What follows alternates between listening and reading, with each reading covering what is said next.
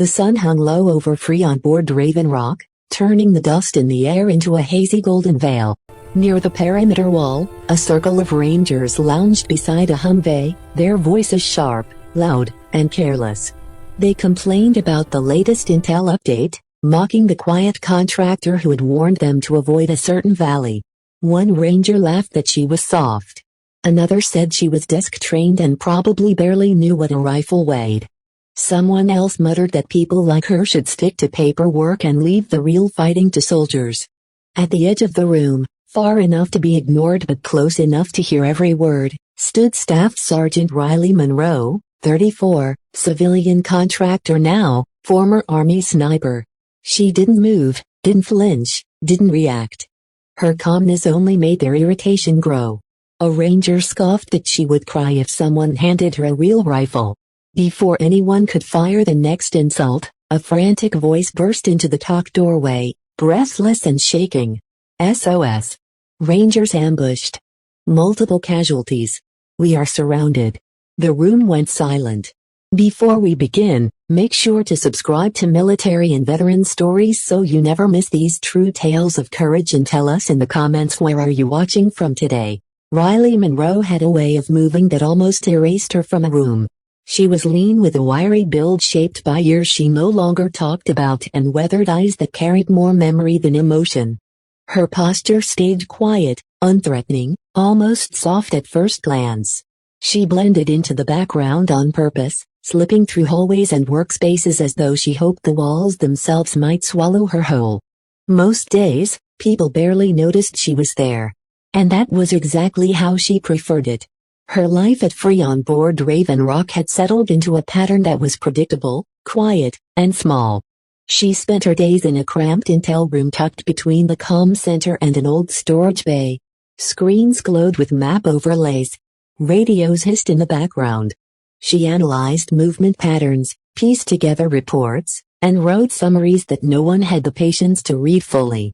Curtis Hale, her supervisor, would scheme her work and nod as though he understood it. He was a former logistics captain, who had discovered that civilian contracting paid well and demanded little. Most days he looked half asleep, leaning back in his chair and giving vague approval to anything that crossed his desk. Veronica Shaw sat opposite Riley and made a habit of sighing loudly whenever a task landed on her workstation.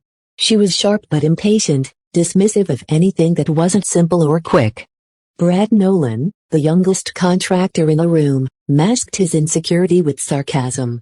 He joked constantly, often at someone else's expense, and treated Riley like she was a strange relic who did not quite fit in.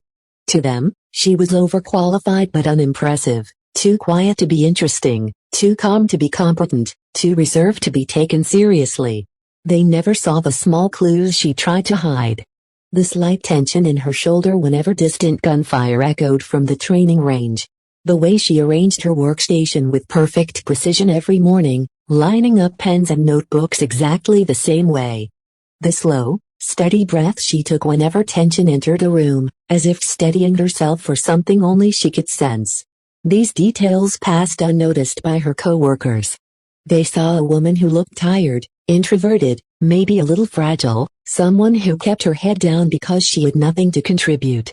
But the truth lived much deeper, buried beneath 6 years of silence. There had been a time when Riley Monroe had carried a rifle instead of a tablet. There had been a time when people did not doubt her at all. There had been a time when leadership praised her skill openly, calling her one of the most naturally gifted long-range shooters they had seen.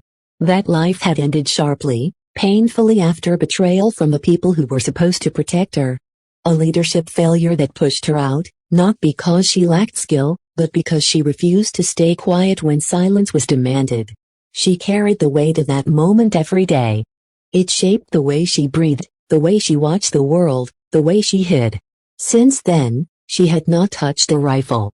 Not out of fear, but because she made herself a promise, a vow that the weapon that once felt like part of her own body would never again control the direction of her life.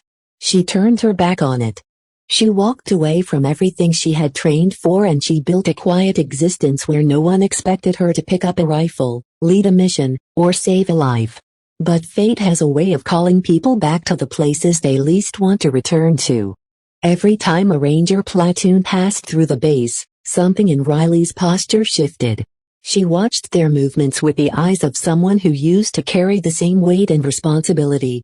Captain Mason Ridge was one of those leaders who carried calm authority in every step. He had a reputation for taking care of his soldiers and the teams respected him for it.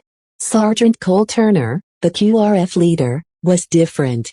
Direct, sharp at the edges, focused on speed and results above all else. Specialist Dana Brooks, the young medic assigned to Ridge's platoon, reminded Riley of her younger self. Quiet, determined, trying to prove she belonged among people who underestimated her. Riley noticed them in small ways. The confident stride of Ridge when he walked into a briefing. The strict urgency with which Turner inspected his gear. The gentle, almost protective way Dana checked on her teammates, even when they brushed her off.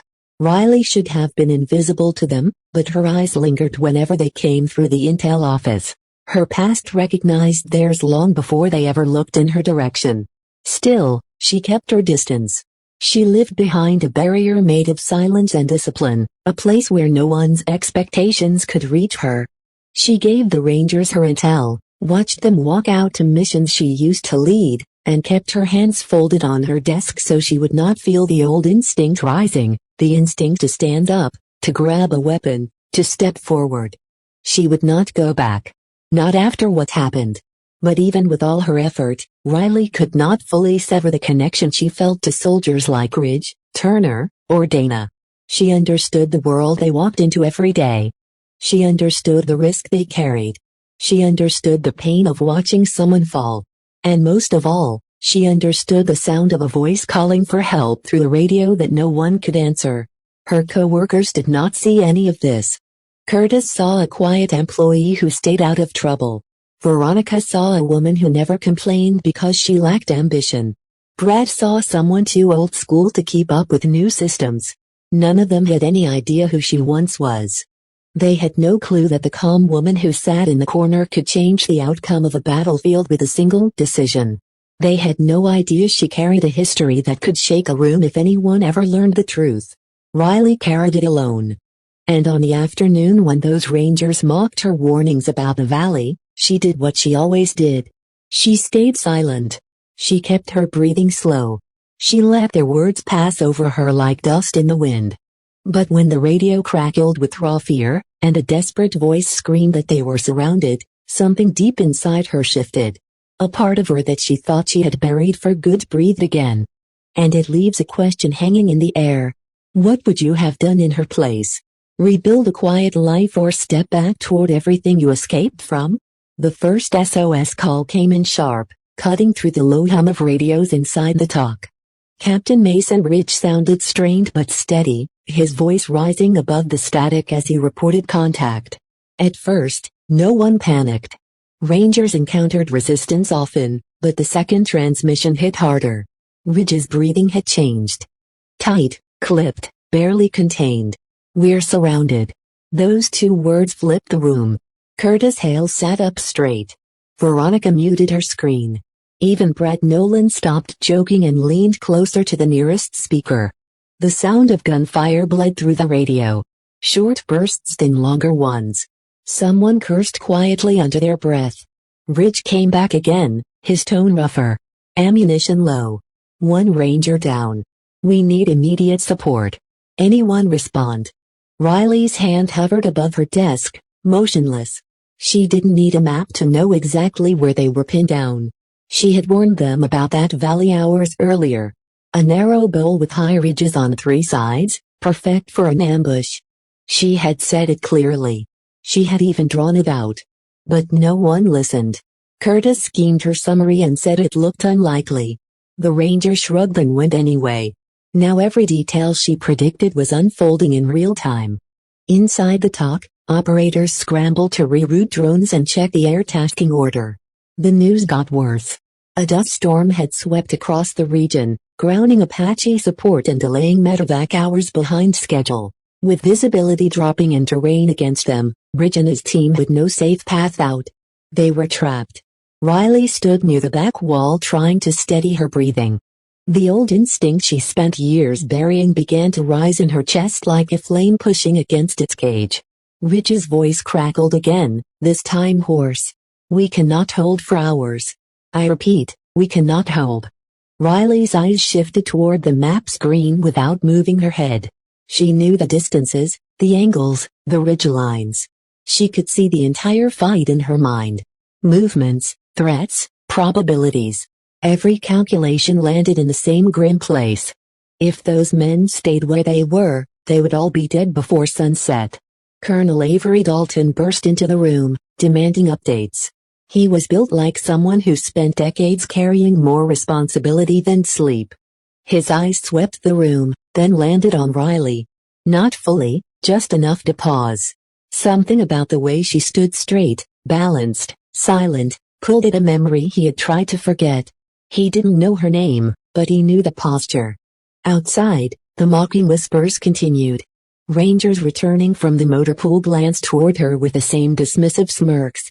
She thinks she knows combat. She's just another contractor hiding behind a desk. If she's so smart, why isn't she out there saving them? Their words floated in from the open hallway, stinging like small needles. Riley kept her gaze forward. Her stillness made their insults feel louder. Ranger shifted and snickered, eager to blame someone, anyone, for their brothers being trapped. Inside Riley, something old stirred. A storm she never let herself acknowledge. Her heart didn't speed up. It slowed like a sniper preparing to take a breath. Like muscle memory waking up after years of sleep. Ridge's next transmission was weaker, more static, more fear. "We're taking fire from the west." Ridge can't get a visual. Then the sound of another ranger yelling in pain. Riley felt something twist inside her chest. A pressure she remembered too well. The feeling of hearing someone die through a radio and knowing you had the skill to stop it, but no permission to act. Dust brushed across the talk windows. The storm was getting closer, visibility narrowing. Exactly the moment when ambushed teams disappeared in minutes. The base knew it. Every operator felt it. Ridge's platoon would not survive long enough for air support. Dalton barked orders trying to coordinate what few assets were left, but each option died before it began. No air, no drones, no additional QRFs available, no clear route. Inside the tension, Riley's thoughts sharpened. The Overwatch Ridge, the one angle that could see the valley floor, a position barely considered because no one on base had the skill to make long-range shots that far. No one except her. She swallowed hard, her breath slow and steady like she used to before settling behind a scope. What would you have done in that moment? Stay invisible? Pretend that none of this had anything to do with you? Or walk toward the sound of dying men, knowing it would drag the past back into your life? Ridge's voice hit the radio again, each word soaked in desperation. "We are running out of time. Anyone who hears this?" Riley's hand lifted. Her voice came out calm, steady, too steady. "Sir," the entire talk turned toward her. "Let me take the Overwatch Ridge." Silence, heavy, thick, immediate. Dalton stared at her like she had spoken a classified code. Not because of what she asked, but because of how she asked it. That voice, that tone, that unflinching calm. He had heard it years ago on a different battlefield from someone who could end a firefight with a single breath. It hit him like a ghost stepping back into the room. Riley stepped out of the talk with the same quiet composure she always carried. But this time, every eye followed her. The Rangers, who had mocked her minutes earlier, now watched with a strange mix of confusion and disbelief. She didn't rush, didn't look around, didn't acknowledge the tension. Her walk was slow and efficient. Each step measured like someone who had spent a lifetime conserving energy for moments that truly mattered. As she passed the motor pool, a few Rangers leaned forward, squinting. Something about the way she moved made them straighten up without knowing why. She didn't swing her arms or bounce on her heels. She walked the way experienced operators did, centered, balanced, as if every ounce of her weight knew exactly where to go. One Ranger nudged another. "Why is she moving like that?" "No idea. Contractors don't move like soldiers." Riley reached the armory door and tapped twice before entering. Inside, fluorescent lights hummed above rows of rifles, ammunition crates, and storage lockers. She moved directly toward the counter where Master Sergeant Raymond Holt stood with his arms crossed. Holt had been an armorer for more than 20 years, a man who thought he had seen every type of soldier walk through his doorway. But the moment Riley stepped in, he froze. Not dramatically, just a subtle halt, the kind that came from recognizing something he couldn't yet name. She gave a small nod. Need to draw weapon. Hulk didn't ask why. He didn't ask who authorized it. He didn't even look at the list on the clipboard beside him. Instead, his eyes drifted to the faint scar along her jawline. Almost invisible, unless you knew where to look. A thin mark that spoke of a past close call. She adjusted the sling on the table beside her. A movement so fluid and exact that Holt's breath caught. That small adjustment, 2 fingers tightening the strap, pulling it through, tucking it flat, belonged to a breed of shooters he had met only a handful of times in his life. Old school, the kind who learned on ranges where mistakes were paid for in blood, not reprimands. Without a word, Holt walked past the rows of standard rifles, past the racks meant for everyday patrols, past the newer, unused gear reserved for VIP visits. He reached a small locked cabinet in the far corner of the room. A cabinet no one touched. A cabinet that hadn't been opened in years. Behind Riley, 2 rangers who had followed her inside exchanged glances. What's he doing? He never opens that one. That's the long-range cage. Holt slipped a key into the lock and hesitated for just a moment as if acknowledging something sacred. The latch clicked open. He lifted the lid. Inside lay a precision sniper rifle wrapped in a soft protective cloth. Not standard issue, custom modified, perfectly maintained, kept ready despite having no designated owner. Holt had cleaned it every week out of habit, hoping he would never actually need to hand it to someone again. He lifted the weapon with both hands and placed it gently on the counter. Riley didn't reach for it. She simply looked at it for a second as though reconnecting with a part of herself she wasn't sure still existed. Holt spoke quietly the way men do when they feel the weight of history. Been waiting here a long time. He slid over a small case of match-grade rounds. Still, Riley didn't speak. Outside a doorway, one of the rangers leaned in and whispered, his voice barely audible. Why is he giving her that? He never gives that rifle to anyone. The air shifted. Even the fluorescent hum seemed to quiet. Something about her didn't match the image of the woman they mocked. Something about her posture, her silence, the respect Holt showed her, it all felt wrong. Or maybe it felt extraordinary. Riley finally lifted the rifle, checking its balance. Her movements were careful but confident, not flashy, not rushed, familiar, like her hands had missed the weight more than she wanted to admit. She slung it over her shoulder with the same precise adjustment she had used earlier, the strap settling perfectly along her frame. Hal watched her the way a mechanic watches someone drive off in a machine they rebuilt by hand. "Good luck out there," he murmured. She nodded once, firm and steady. The rangers stepped aside without being told, without understanding why, but they felt it. A shift in the air, a pressure they couldn't explain. Something about her was waking up after 6 long years. Something that had not been lost, only waiting. The convoy roared to life with a grinding burst of engines, dust swirling around the wheels as the QRF prepared to roll out. Riley climbed into the last vehicle without a word. Sergeant Cole Turner slammed the door beside her, checking his rifle and gear with quick, sharp movements. He didn't bother hiding his irritation. "You stay behind me," he snapped, tightening the strap on his vest. "Don't do anything stupid." Riley didn't react. Not a nod, not a glance, just quiet breathing and forward focus. Turner scoffed under his breath, muttering something about contractors playing soldier, then signaled the driver. The convoy lurched forward, tearing across broken terrain toward the valley where Riddich's platoon was clinging to life. Dust hammered the windows. The storm building on the horizon painted the sky a dirty red. Radio chatter snapped through the vehicle shots fired. Wounded rangers crumbling lines. Turner clenched his jaw, trying to calculate how they would reach Ridge before it was too late. Riley simply stared through the front windshield, her eyes tracking the ridge lines as though she could see through the storm itself. 15 minutes later, they reached the drop point, a narrow cut in the terrain. Too dangerous for the vehicles to go farther. Turner jumped out first. Move, move. We go on foot from here.